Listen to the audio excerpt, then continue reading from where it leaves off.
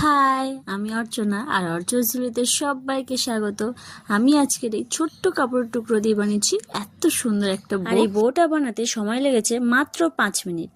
একদমই ঠিক, 5 মিনিটেও এত সুন্দর একটা বো বানানো যায়। প্রথমেই একটা পছন্দের মতো কাপড় নিয়ে নিয়েছি, তারপর ওই কাপড়টাকে আমি লম্বায় 15 সেন্টিমিটার আর চওড়ায় 8 সেন্টিমিটারে কেটে নিয়েছি। তারপর ওই কাপড়টাকে আমি লম্বা দিক থেকে আর চওড়া দিক থেকে দুদিক থেকে আমি সুন্দর করে মুড়ে সুই সুতো দিয়ে সেলাই করে নিয়েছি। আর এই যে কাপড়টা মুড়লাম ওটা একটু ভালোভাবে দেখে নাও, কিন্তু হ্যাঁ ওটা কিন্তু গুলিয়ে ফেললে বউটা কিন্তু একদমই বাজে হবে। আর এটা তো মানতে হবে বলো যে 8 থেকে 80 প্রত্যেকেই কম বেশি আমরা সবাই বউ জিনিসটাকে খুবই পছন্দ করি। আর হ্যাঁ, আর একটা ছোট কাপড়ের টুকরো লাগবে, ওটাকে আমি আঠা দিয়ে মুড়ে নিয়েছি।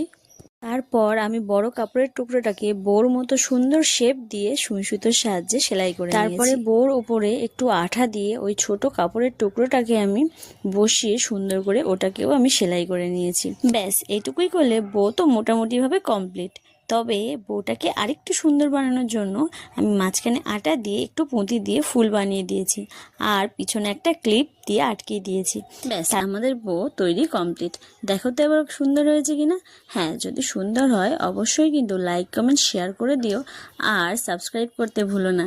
দেখা হচ্ছে পরের ভিডিওতে। বাই।